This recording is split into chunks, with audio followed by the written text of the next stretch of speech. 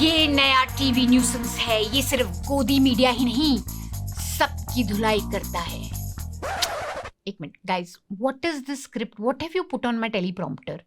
तुम लोग धुरंधर देख के आगे, इसका मतलब ये नहीं कि मैं सारे धुरंधर के डायलॉग्स बोलूंगी यहाँ पे। मेरी स्क्रिप्ट लगाओ। अमीश, अंजना, राहुल कंवल, अर्नब, रजत शर्मा, रूबिका, RSS, अमन चोपड़ा, चित्रा, श्वेता, सुशांत, सैयद, सुहेल, ऐश्वर्या, गौरव, नविका, सुधीर, तुम सब साइड हटो, तुम सब एक तरफ हो जाओ। एक अकेला आदित्य धर ही काफी है अब।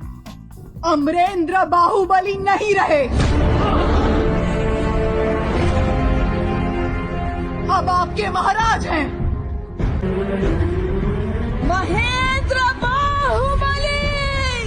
Okay, so I have not watched Dhurandhar 2, but 2 members of Team Nuisance did watch it and they came back with notes that made me think, गुल्लू, अब तेरा क्या होगा? थोड़ी मर्यादा रखिए। विवेक, अब तू ध्रुव राठी के साथ रील्स बना। I watched Dhurandhar Part 1 and I found it to be an okay masala entertainer. Well shot, good acting, great music and generally a world you could immerse yourself into. Full disclosure, I'm a Ranveer fan so I like whatever he's in. The journalist in me though did recognize कि subtle तरीके से क्या audience को बताया जा रहा था धुरंधर 1 में। एक दिन ऐसी सरकार आएगी जो सब चंगासी कर देगी। पार्ट 2 में ये सरकार आ गई है। In Dhurandhar 2, PM Modi comes to power and as he's taking oath, Pakistan के ISI हेड मेजर इकबाल के छक्के छूट जाते हैं। पाकिस्तानी मेजर इकबाल को बोला जाता है, हैं? ये क्या हुआ? तुमने तो कहा था कि तुम्हारा बंदा जीतने वाला है, ये क्या हो गया? You get my point. Point is that ISI head thinks that उसके बंदे इलेक्शन जीतने वाले थे, लेकिन चाय वाला जीत गया। ISI के बंदे कौन हैं? जो लोग हार गए। कौन हारे? कांग्रेस हारे। So Indian national Congress is ISI के बंदे। चलो ये तो मूवी में दिखाया गया है, लेकिन असलियत में पाकिस्तान के ISI चीफ असाद दुरानी ने अपनी किताब में लिखा था that ISI actually prefers Modi as PM as he'll destroy the country's image and balance. और मूवी में क्या नहीं दिखाया गया? मोदी का visit in Pakistan in 2015. In fact, Modi was the first prime minister to do that after Atal Bihari Vajpayee in 2004, and days after his visit there was even a terror attack in India. But of course that was not convenient, so it was not shown in Dhurandhar. Moving on, the ISI guy in the movie keeps saying यार कि ये चाय वाला आया है तब से लोगों के मन में खौफ आ गया है। चाय वाला के खूब रेफरेंसेस होते हैं। ये चाय वाला के आने से सब सत्यानाश हो गया, हमारे सारे प्लान चौपट हो रहे हैं। At one point, a character that is supposed to be Dawood Ibrahim is watching the news of Ram Janmabhoomi land dispute, the judgment that comes out, and he says कि यार इस PM ने तो हमें तमाचा मार दिया, अब इसका बदला हमें लेना ही पड़ेगा। Meaning, thanks to Modi ji, Supreme Court gave us Ram Temple judgment, जिसको देख के पाकिस्तानियों की जल गई। जली ना, तेरी भी जली ना। Now, for 10 long years, Godi media has been telling us कि opposition सारी पाकिस्तान के टुकड़ों पे पलती है। सारी की सारी opposition actually तो देशद्रोही है। Whoever critiques Ram Temple judgment is देशद्रोही और siding with Pakistan. अब वही मैसेजिंग हमें बड़े पर्दे में दिखाई जा रही है with great music, style, amazing actors, engrossing script, amazing cinematography, very believable setting. All this to tell us कि हिंदुस्तान के असली दुश्मन तो हिंदुस्तानी है। Politicians who are siding with Pakistan, वो लोग हमारे असली दुश्मन हैं।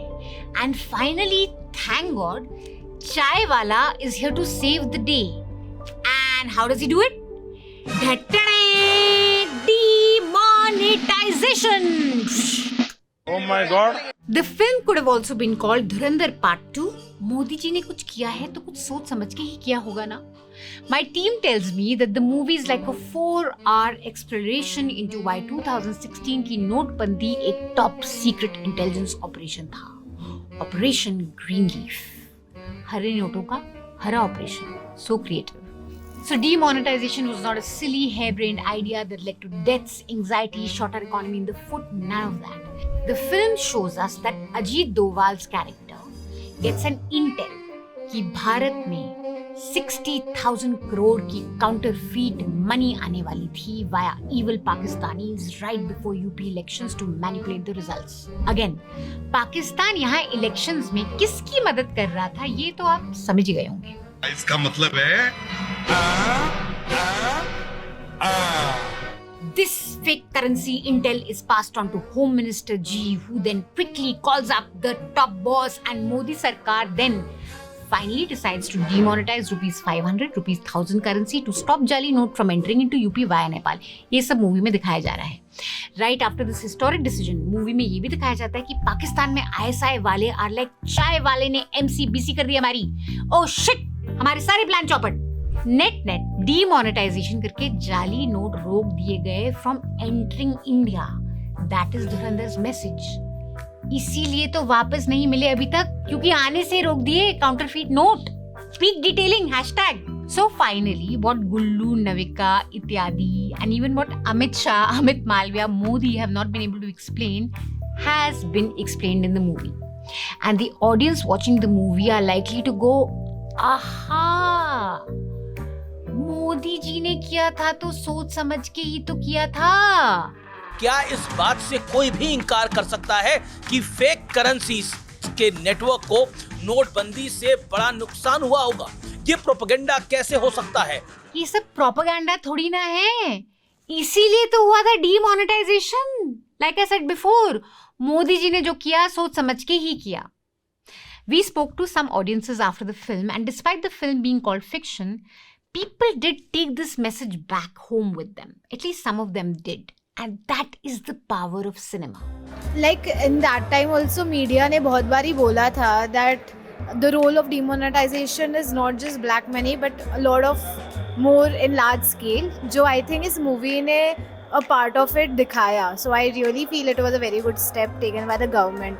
If it really curbed so much of lives also of Indian people. So yeah. Indian people को हम अवेयर कर रहे हैं कि how it was used and what exactly happened behind the bars that we don't even know. आपको लगता है कि डिमोनेटाइजेशन से कुछ इफेक्ट हुआ है टेररिज्म पे? Yeah, I mean, see, the people were holding a lot of money, like this movie have showed, and previously we have seen some in web series also. So it has really given them a huge momentum to India, but it was set back to the other country. देखो, उस पे मेरा ये ख्याल है कि जो ये नकली जो करेंसी थी उसको ये जो दूसरी जगह मतलब सप्लाई करना चाहते थे उसको रोकने का जो उन्होंने दिखाया कि वो उसको रोकना कि वो उन्होंने जो डेट फिक्स की कि उसको वहाँ पे सप्लाई करने के लिए निकालना है. लेकिन वो ऐसे अगर ये जारी नोट अगर जारी हो गए निकल गए यहाँ से तो दिक्कत हो जाएगी. तो आपको लगता है कि डिमोनेटाइजेशन एक अच्छी मूव है? जी बिल्कुल. Now, the facts of demonetization are pretty clear. Firstly, the government kept changing its own explanation. पहले बोला कि काला धन पे ये हमारी न्यूक्लियर स्ट्राइक है, फिर बोला कि इससे टेरर फंडिंग रुक जाएगी. कभी नक्सलिज्म डिस्ट्रॉय कर रहे थे हम डिमोनेटाइजेशन से, कभी कश्मीर इशू ही सॉल्व हो गया थैंक्स टू डिमोनेटाइजेशन. एक टाइम पे तो हमको ये भी बोला गया कि भाई असली एम क्या था, डिजिटल इकोनॉमी को पुश करना.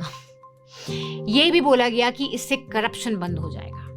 The facts are that over 99% of the money demonetized came back into the system. But like the movie showed us, it was never about what's in the system. It was what was about to going to come into the system. Samjhe?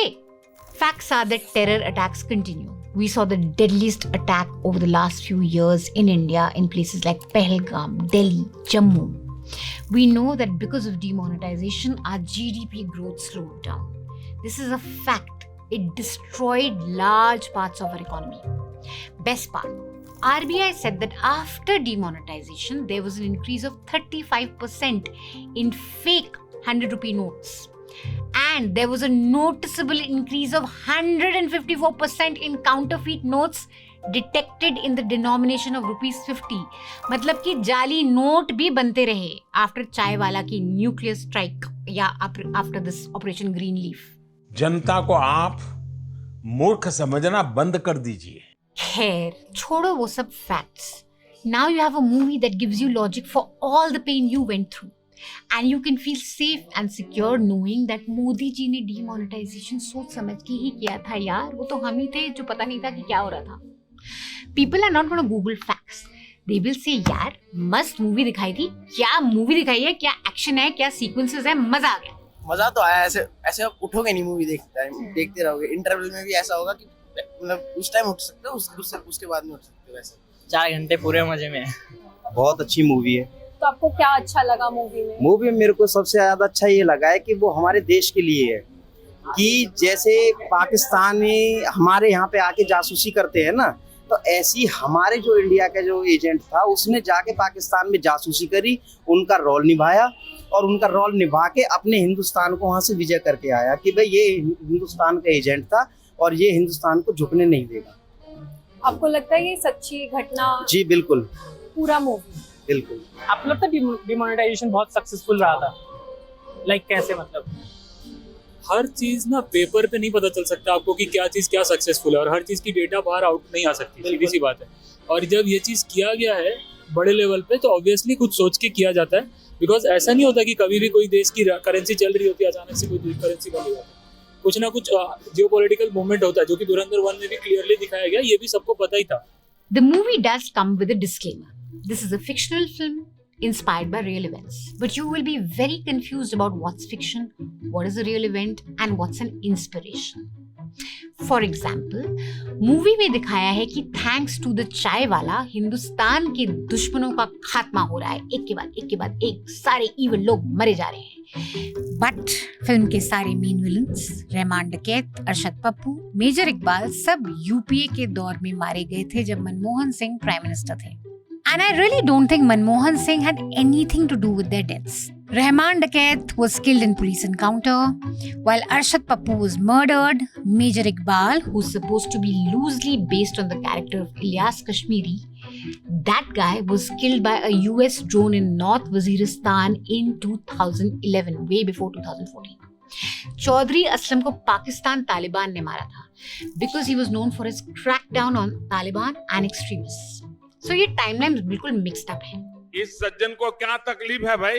Dhurandhar 2 also shows a guy who's based on Atiq Ahmed's character. Film में दिखाया है कि अतीक का धंधा सब चंगा सी चल रहा था यूपीए के टाइम, पुरानी सरकार के टाइम। वो तो बिल्कुल प्रो पाकिस्तानी नेटवर्क से आगे बढ़े जा रहा था। लेकिन नए भारत में तुरंत अतीक को जेल हो जाती है। Unfortunately, the movie didn't show Yogi taking oath. Wonder why?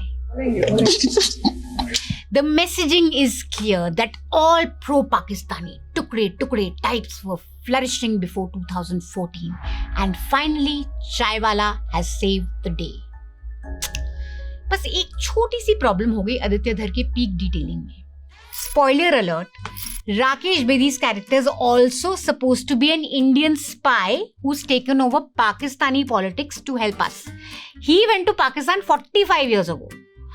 45 years ago तो इंदिरा गांधी की सरकार थी, कांग्रेस की सरकार थी, तो इतना भी बुरा सब कुछ नहीं चल रहा था पहले।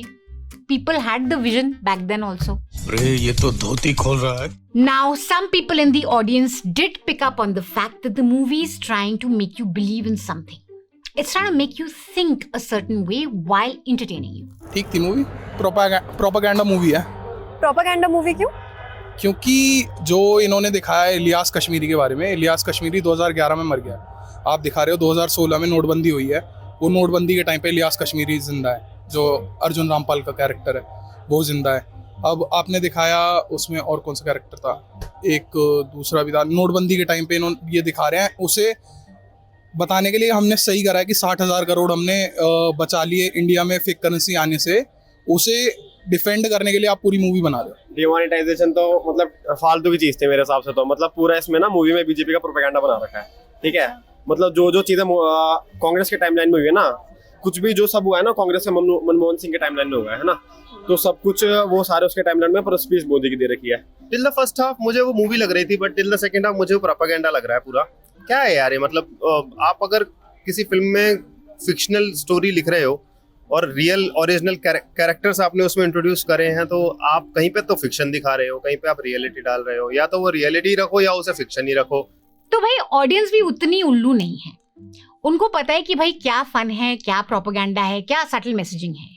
बाकी अगर आपको कोई डाउट है मूवी का एम क्या है तो गोदी ने तो टोटली क्लियर कर ही दिया। जिसने फिल्म नहीं देखी वो पछताएगा, क्योंकि इस तरह की फिल्म कहा जा रहा है कि भारत में आज तक बनी ही नहीं है। अमीश कैसे पीछे रहता। धुरंधर 2 की आंधी में सारे झूठ, सारे षड्यंत्र, सारे एजेंडे जड़ समेत उड़ गए। यार, this guy is not the certificate you need Aditya Dhar. Please call him and stop him. World class cinema create किया है, उसकी तारीफ करनी चाहिए, उस पे गर्व होना चाहिए। कम से कम प्रोपेगेंडा बताकर उसका अपमान तो मत कीजिए। सच में मूवी अपने बलबूते पे बहुत अच्छा काम कर रही है यार। तुम लोग मत घुसो बीच में रायता फैलाने के लिए। जिसने धुरंधर नहीं देखी ना, उसने कुछ नहीं देखा। बस please.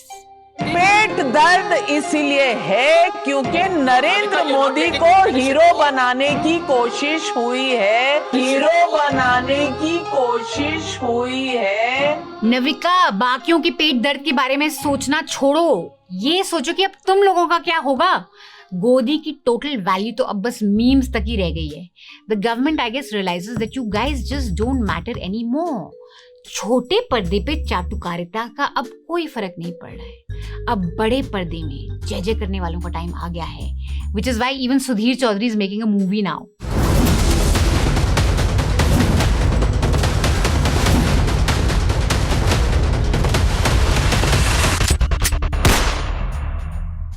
I guess we're going to see a lot of movies like Dhurandhar in the coming future. Look, propaganda in movies is not new. Best example is Hollywood.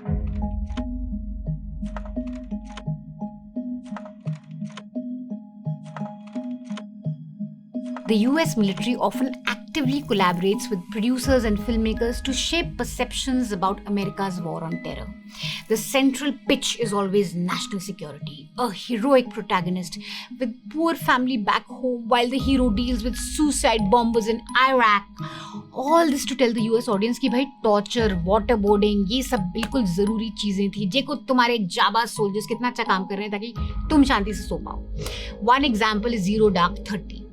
The movie tried to show how enhanced interrogation techniques, aka torture, helped the US capture Osama bin Laden.